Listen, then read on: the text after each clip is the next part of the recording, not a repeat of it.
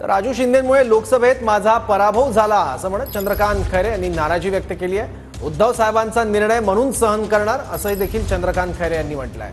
राजू शिंदेंच्या प्रवेशावर चंद्रकांत खैरे यांनी प्रतिक्रिया दिली आहे। तर आधी मी भाजपमध्ये होतो, आता खैरे माझे नेते आहेत असं राजू शिंदे म्हणाले आहेत। खैरे मोठे नेते, मी कार्यकर्ता, त्यांनी राग सोडावा अशी विनंती देखील शिंदेंनी केली। सांगितलं होतं तुम्हाला यायचं या तुम्ही लवकर, पण लोकसभेच्या आधी या, लोकसभेच्या निवडणुकीच्या आधी या। पण आता त्यांनी स्टेटमेंट पण दिलं की आम्ही भुमरेंना त्या ठिकाणी 25,000 मतदान मिळून जास्त मिळून दिलं वगैरे वगैरे, म्हणजे मला पाडलं, हे कसं शक्य। पण आता ठीक आहे, उद्धव साहेबांनी जर समजा त्यांना घेतलं असेल तर माझं काहीच हरकत नाही।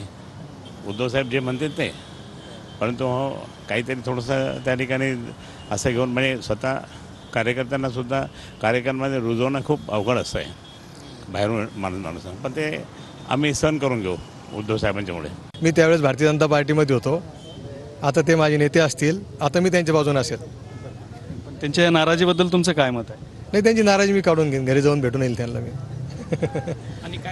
दुसरं राजकारणामध्ये होत असतात, नेते येते मोठे, मी छोटा कार्यकर्ता आहे आणि नेत्यांनी मोठ्या नेत्यांनी छोट्या कार्यकर्त्याबद्दल राग धरायचा नसतो आणि ह्या ज्या रागाच्या याच्या जे ते सोडून द्यावं लागतं।